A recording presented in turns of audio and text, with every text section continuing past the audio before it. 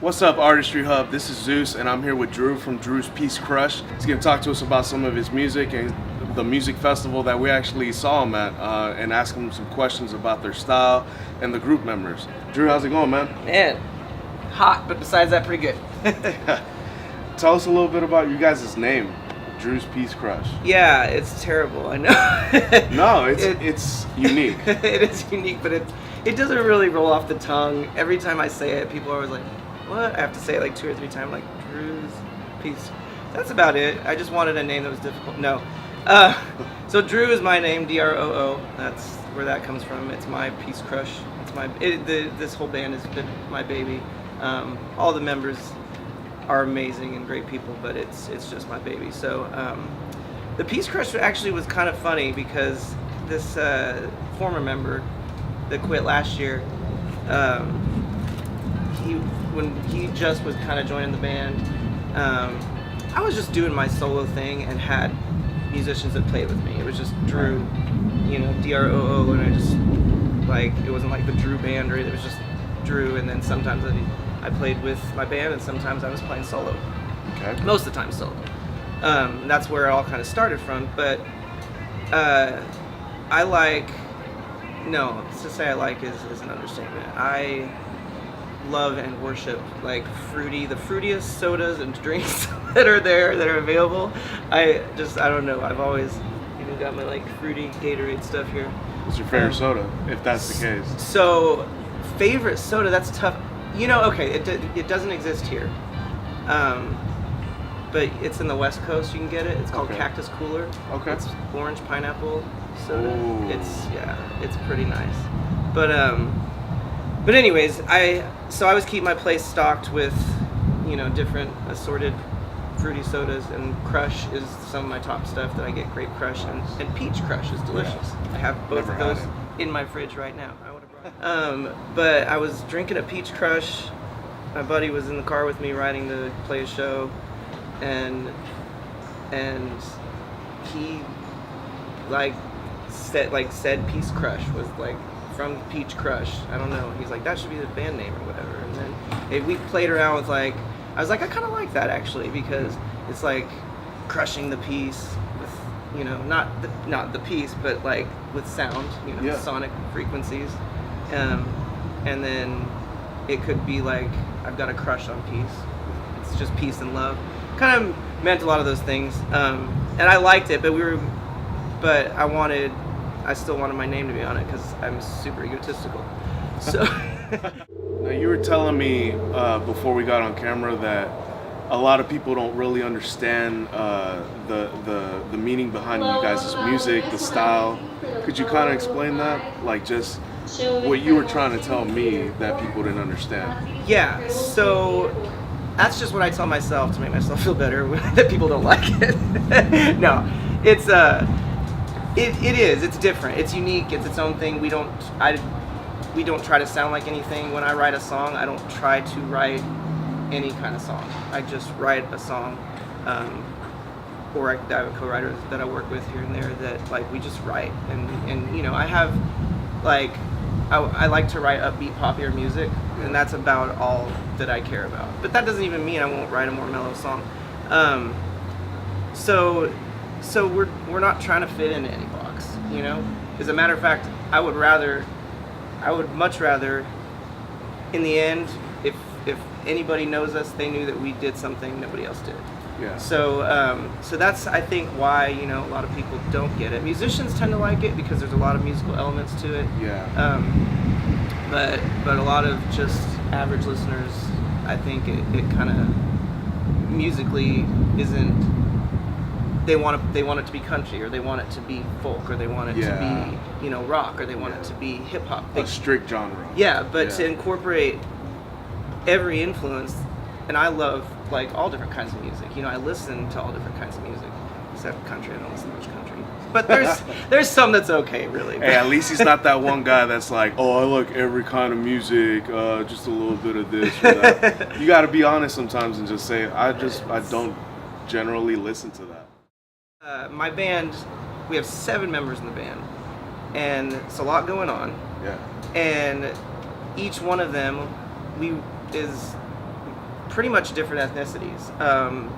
We have a female in the band, and then the rest of us are dudes, and then a different age ranges, different places in life. Some have kids, some have day jobs, you know, so like, so, and when we create together, I give them the freedom I bring the song to the band, Right. and or you know send them a demo, and then they start thinking of how they want it to sound and writing their own parts and ideas, and then we come together and collaborate, and it's this beautiful mix of, you know, what it is when a bunch of kind of randomly put together people make one sonic one sonic thing. And everybody finds a place to be in tune with each other, absolutely. even though it's completely different. What's about these 2 albums that you guys have out? They're awesome covers. I really like both of these. So the artwork, I'll go ahead and give a shout out to the artist that did this. Name is Bob Headland, Illinois and Back Designs. Shout out to Bob Headland. IllinoisandBackDesigns.com. He is brilliant with artworks. This was our first record called The War for Love. Look at that, man. That's a beautiful. And these beautiful are all album 2 vinyls and like gatefold, so it opens up so you can kind of see with the back what's going on there with the rope and the heart there. But this one came out, I guess, about 2 years ago now. Okay. 3 years ago maybe. Did you come up with the name as well? Yes. Yeah, absolutely. There's a song on here called Battle for Love. Okay. It's the 3rd track. It's actually my personal favorite song on this album. And there's a line about it that is the War for Love. And it was just kind of that. It was a lot of this music in this album represented a time in my life with I was married, and just what I was learning about that kind of relationship, and it was. I mean, you really do have to kind of fight for your love in a lot of ways, and in our thing had its own problems, anyways. But it was that's kind of the idea of it, and a lot of the songs in here were that time in my life. So that's The War for Love, and then this one just came out like February. We had our record release show at House Blues. It was a really fun night. This album artwork's really nice. 79 playlists. Yeah, I think I loved what he did with this one, and then he totally outdid himself. Same guy? Yeah, same guy. Man, look at these 2. Yeah. Look at that. It's amazing. And like I said, you open up the inside's really neat too. Okay. But I give him like the basic idea. Like I knew I wanted a heart and like the guy and girl kind of pulling at it for the front back thing, and I was like, take it and run from there. And the inside I gave him completely. He was open to do whatever he wanted. That's cool. This one was the same kind of thing. I wanted it to look like a vintage t-shirt you would have gotten like in a beach town in the 70s or something, definitely. And he just nailed it with that. And the music matches this kind of artwork. When you guys listen to this album, and it is on Spotify, all streaming services, check them out. Apple. But it just sounds amazing. It's something that you can have playing while you're at a barbecue. It's something that you can have playing while you're driving. It really calms your tone from a busy day. And what he was telling me earlier is that that's kind of the vibe that he was trying to get across. Is there anything else that you wanted to kind of, that you guys in general as musicians in the craft of making something, how did you guys want this album to come across? Half the songs are really not like super deep, just about like girls being hot and how I like that and shout out to my girl. just a couple of them were actually about a certain girl, and just things I enjoyed about her, not and whatever. Just I wanted it to be that way. But even still, with all the music, even when the subject matter is a little bit more, like trying to drive a point home or a little more serious, I really wanted the music to, just kind of give you a good feeling, put a smile on your face. Everyone in my band, I will always say this, they're just the greatest people in the world. It's unreal how 7 people and so diverse can come together and really just be completely loving, at peace, like working with each other, humble, serving each other, looking out for each other, just the coolest, my kind of people, really. Yeah. Absolutely my kind of people. And being the lead person in the band, I'm sure you'd have to be real strict as far as how you chose people to be in your band, because it's not just musicianship. You also have to blend with them. You have to be able to be in the same room with each other. Because I mean, I'm sure you've met plenty of musicians that are great musicians, but they're just full of themselves. Oh, there's too many actually. Oh, I'm not. There was someone that played with us. I'm not going to get specific. There was someone that played with us that was like that. That no longer plays with us. And it took a little while before that really showed its true colors. But it was there the whole time, and it was always this underlying tension with the group because of this individual, actually. Yeah. But you say chose though. And it's interesting because really every member of this band pretty much has just organically kind of come into the band. Wow. Like more or less chosen me, if you will, because we had this connection and we talked and then we jammed and then it was great. Like I never set out to have a band. Okay. Crazy enough, 10 years ago now. Our next probably big show. We'll probably have something at Deep Elm Art Company coming up pretty soon, which is a great venue. I don't know if you guys know about that place. Yeah, definitely. We love that venue. They have a little outdoor area in the back. In the back, yeah. It's so cool, man. We checked out a show not too long ago, and it's the first time I had been there, and I thought it was pretty good. It's great. A great sound, and they really are they are an artist mentality. Yeah. Like they are, they really like unique acts too. That's I think why we've been able to get our foot in the door there pretty well. We've done one show there, but I'm working with the booking agent. He's trying to find us another good spot to get in. So probably something in Deep Elm Art Company in the next few months. But House of Blues does a local brews festival. Okay. At least once a year. They did 2 of them last year, but they're doing one in August, August 18th, and should have the full band for that. And that's a great all-day music festival with local craft brews. Nice. And they set up like vendors all throughout, and some of the top like local talent, local bands and whatever. That's awesome. So I do like that. I do like that about that area of Dallas, where House of Blues is, and even some of Deep Elm.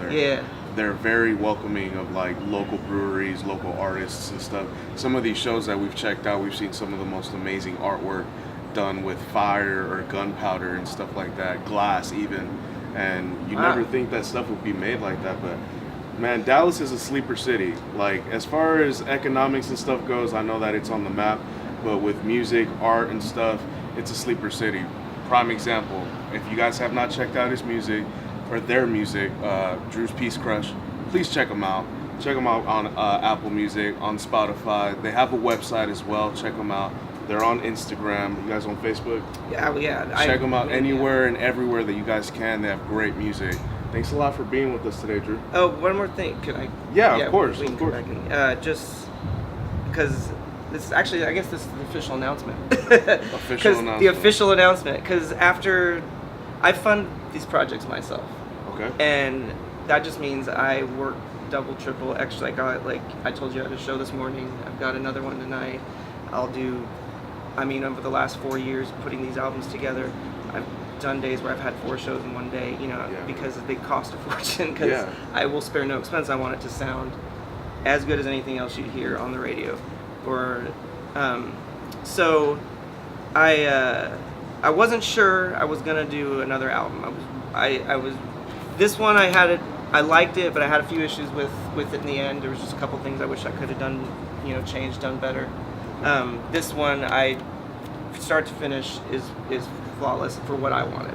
So I was so happy with it. I was like, you know what, it just cost so much, all the extra work and the time, and I was just really thinking I probably wasn't going to do another record and just kind of maybe move into a van life here in the next few years on the West Coast and just do little shows. But once again, like we were just saying earlier, the path, the universe, time has a different thing. The band has just ended up in an amazing place. We've got some momentum, and I've been writing again. I'm inspired, and I'm just realized I'm not done yet. So we are going to make another record. I've officially decided it. I'm gonna probably chill for about a year and spend some money on things I want to spend money on instead of pouring all my money into this. Man.